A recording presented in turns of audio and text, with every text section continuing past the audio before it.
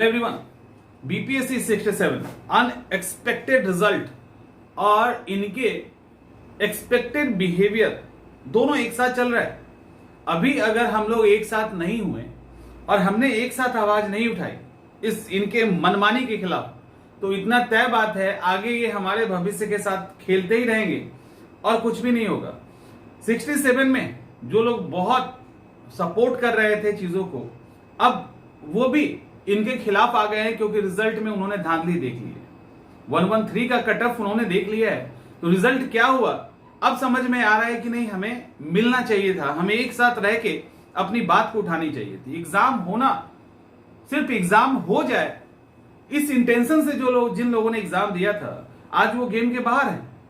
अब समझ में आ रहा है कि चीजें रिफॉर्म करने की जरूरत है, और अगर अभी भी हमने अपने कुछ डिमांड को मजबूती से नहीं रखा तो आगे आने वाले एग्जामिनेशन में इसकी पूरी झलक दिखेगी,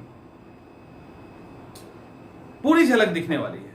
ठीक है, पहली बात कि एक तो अभी 67 के रिजल्ट के लिए एक्स्ट्रा रिजल्ट की डिमांड हमारी है, पहला स्ट्रॉन्ग डिमांड है, और इसके लिए सोशल मीडिया कैंपेन चलना चाहिए। स्टार्टिंग सोशल मीडिया कैंपेन से हो तो बेहतर है, ताकि सब लोगों को पता चले, सब लोग सपोर्ट में आए। और इसके साथ साथ पहले यह ध्यान रखिएगा, आपको या हमें दोनों को अपनी दोहरी भूमिका निभानी है। जैसे आप छात्र हैं तो छात्र की भी भूमिका निभानी है, और जो गलत हो रहा है उसके खिलाफ आवाज भी उठानी है। उसी तरह से हमें शिक्षक की भूमिका भी निभानी है, और उसके साथ जो गलत हो रहा है उसमें आपका साथ भी देना है। ये सारी चीजें, दोनों चीजें एक साथ चलेगी, तो दोहरी भूमिका प्ले करना है। काफी बैलेंस में, काफी सधा हुआ तरीका हमारा होगा तो जाके ये इफेक्टिव होगा। तो सबसे पहला डिमांड, एक्स्ट्रा रिजल्ट हमें चाहिए तो चाहिए। वो आप भी एक्सेप्ट कर रहे हो कि अगर हम रिजल्ट रिव्यू करें तो 2 नंबर गिरेगा, गिराइए तो जितना गिरता है पहले। तो एक्स्ट्रा रिजल्ट पहली डिमांड हमारी है, ये मिलनी ही चाहिए। मनमानी नहीं चलेगी। पहले यूपीएससी मेंस और बीपीएससी पीटी में कोई अंतर नहीं हुआ करता था, आज ये बीपीएससी मेंस और बीपीएससी पीटी इक्वल अंतर हो गया। इसके कारण हम गैप नहीं देंगे। पहले अंतर नहीं था इसलिए गैप नहीं दे रहे थे। क्या चल रहा है ये, इसको क्या कहते हैं आपको पता ही है, कौन सी नीति कहा जाता है? तो यहां पे सिंपल सी बात है कि साहब से कहिए और हमें कहना है कि यहां पे मेंस में एक टाइम दे, मिनिमम तो हमको 60 डेज चाहिए, कम से कम उतना तो चाहिए। उसके बाद जो टाइम मिले 60 डेज तो मिनिमम हमें चाहिए ना। 60 डेज कहां मिल रहा है? 40 डेज में मेंस की तैयारी होती है। और आप ये बोल रहे हैं कि आज कोई जो लोग तैयार कर रहे थे उस दिन से कर रहे थे, 113 वाले तैयारी तो कर रहे थे, गेम के बाहर हो गए आपके 8 क्वेश्चन के कारण। 8 क्वेश्चन ने उनको इतना पिंच किया है, इतना इरिटेट किया है, इतना परेशान किया है कि तैयारी सबकी बाधित हुई है। हर एक की जो 120 पे था वो भी डर रहा था, 8 क्वेश्चन गया, फिर हम क्या करेंगे? तो ये कहना कि वो लोग तैयारी कर रहे थे, इससे पल्ला झाड़ने से काम नहीं चलेगा। मेंस का एक डेट दीजिए, क्योंकि जो लोग मेंस क्वालिफाई किए हैं उनका भी अधिकार है एक सही तरीके से फाइट करने का। और यहां पे भी कुछ मेंस देने वाले जो होंगे, जिनको लगता होगा तैयारी हमारी पहले चल रही है, तो इतना स्वार्थी मत बनो। सारे स्वार्थियों का हाल हो चुका है जो होना था, इसलिए स्वार्थी बनने की जरूरत नहीं है। फेयर अगर चीज चाह रहे हैं तो फेयर डिमांड करना पड़ेगा, उसके साथ लोगों के साथ खड़ा होना पड़ेगा, भले आप वहां पे हो या ना हो, ये अलग बात है। ये अलग बात है। जिन्होंने पिछली बार बीपीएससी नहीं दिया वो भी बीपीएससी के इस मूवमेंट में हमारे साथ थे, लेकिन बीपीएससी कैंडिडेट नहीं थे साथ, कुछ ये हाल था। तो अभी हमारा डिमांड सबसे पहले है कि प्रीलिम्स का रिजल्ट बढ़े, एक तो ये, दूसरा जो मेंस का डेट है वो बढ़ना है, और तीसरा एक और इंपॉर्टेंट डिमांड है कि ई ऑप्शन आप निगेटिव ला रहे हो, इससे हमें कोई मतलब नहीं है। आप ठीक है लेके आइए, हम लोग उसको स्वागत कर रहे हैं, कोई सुनिए, लेकिन ई ऑप्शन के साथ निगेटिव लाना खतरनाक है। और ई ऑप्शन को आप खुलेआम एक्सेप्ट किए कि ऑप्शन बीपीएससी के सेफ्टी के लिए। आपने खुद बोला है ये ऑप्शन एक पैसिव ऑप्शन है। पैसिव ऑप्शन हमेशा तब यूज किया जाता है जब कुछ खतरा होता है, तब वो ऑप्शन एक्टिव होता है। इतनी समझदारी हम में भी है कि हम ये समझते हैं। तो पैसिव ऑप्शन के रूप में आप रख के खुद को डिफेंड करेंगे और 8-8 क्वेश्चन पे बच्चों को टॉर्चर करते रहेंगे, ये टॉर्चर नहीं चलेगा। आपको इंटरनली रिफॉर्म लाना ही पड़ेगा इस बार।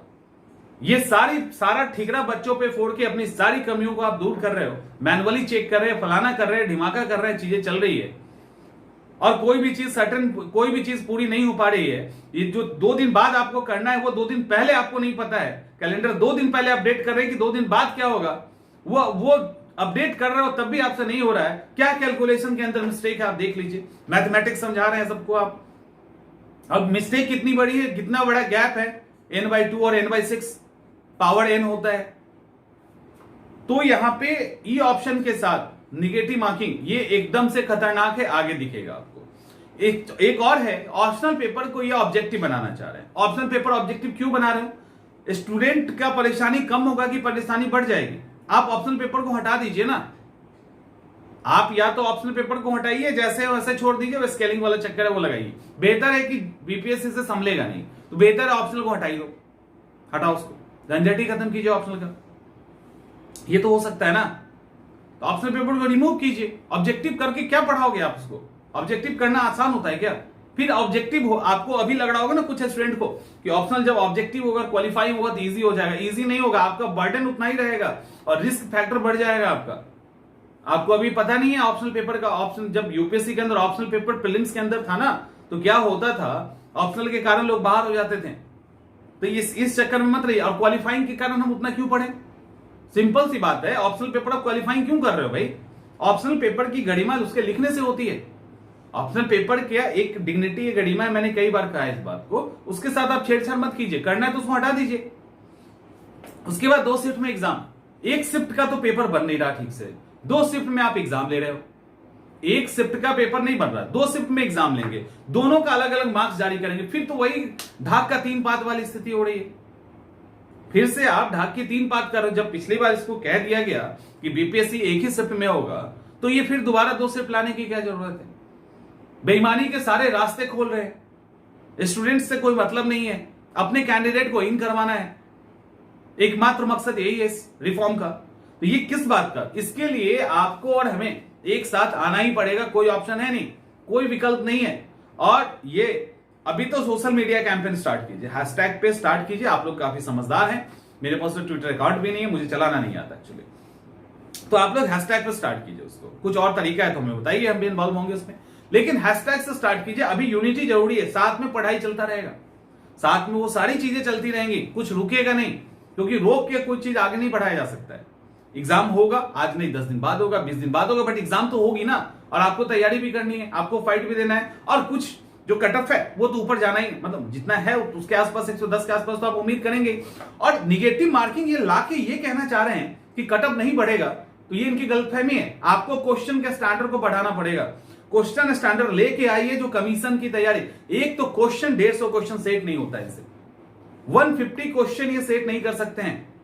और 2 पेपर सेट करेंगे, एक तो हो नहीं रहा, 2, एक में पता चलेगा 5-7 गलत है, दूसरे में पता चलेगा 12 गलत है। अब दोनों में आंसर चेंज कर दोगे, दोनों स्टूडेंट डायलेमा में रहेगा एग्जाम तक। अभी निगेटिव मार्किंग आप लाना चाह रहे हैं, किस निगेटिव मार्किंग किस तरह के निगेटिव मार्किंग आएगा? वो पार्शियली आएगा या पूरे पे लागू होगा? स्टूडेंट किस तरह की तैयारी करे, कितने परसेंट पे ला रहे हैं? 1/3 ला रहे हैं, 1/4 ला रहे हैं, 1/5 ला रहे हैं, क्या लेके आ रहे हैं? कुछ क्लियर है कहीं? और निगेटिव मार्किंग के कारण कहीं स्कोर कमा है क्या? लग रहा है आपको ऐसा? आपका क्वेश्चन पेपर अगर ये रहेगा तो निगेटिव मार्किंग में भी 120 जाना है कटअप, निगेटिव मार्किंग में भी कटअप 120 ही जाएगा। अगर ये पैटर्न आपने 68 में ही फॉलो किया तो कोई उपाय नहीं है निगेटिव मार्किंग से। निगेटिव मार्किंग तब होता है जब आपका क्वेश्चन का स्टैंडर्ड होए। आप 1 लाइन में क्वेश्चन दे रहे हैं, आप ग्रुप डी का क्वेश्चन दे रहे हैं, तो आप चाहते हैं कि निगेटिव मार्किंग आए तो स्कोर कम हो जाएगा। बेइज्जती तो करवा ली, 113 लेके तो आपने बेइज्जती अपनी करवा ली कि इस तरह का पेपर सेट करो, 113 नंबर आ रहा है, 113 क्वेश्चन स्टूडेंट सही कर रहे हैं, तो आप सोच लीजिए कि किस तरह की कमीशन और किस तरह का क्वेश्चन पेपर आपने सेट किया है। और सारा ठीक रहा स्टूडेंट को, कुछ को लकी बना दिए आपने, कुछ को बना दिया कि इधर उधर से कर लिया। और जो ऑप्शन है औपबंधिक है, ऐसे नहीं चलेगा। और एक चीज ध्यान रखिए, आपको आवाज उठानी ही पड़ेगी। आप सोचोगे कि आवाज नहीं उठाएंगे और दूसरा हमारे लिए उठाएगा, तो जो 67 में हाल हुआ है ना, वो 68 में भी होने वाला है। इसीलिए आवाज उठाइए एक साथ।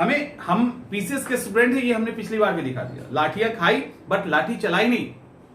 हर स्टूडेंट लाठी खाया है, लाठी चलाया नहीं है उसने, लेकिन जीत हुआ है। तो स्ट्रॉन्ग एजिटेशन होगा, एकदम तूफान मचा देना है। ये गलत हुआ है, इसके खिलाफ पहले तो सोशल मीडिया कैंपेन स्टार्ट करना है और जबरदस्त तरीके से करना है, एकदम से, क्योंकि ये 68 में भी दोहराया जाएगा और ये एक सिलसिला चल जाएगा। और इसको देख के और भी जो आयोग हैं वो भी यही करने लगेंगे। इसीलिए बिहार है ना, यहीं से सुधार होगी और वो करना पड़ेगा। तो आप लोग स्ट्रॉन्ग, लेकिन पढ़ाई के साथ, पढ़ाई नहीं छोड़ना है, तो वो हम करेंगे। ठीक है, मिलते हैं अगले वीडियो में।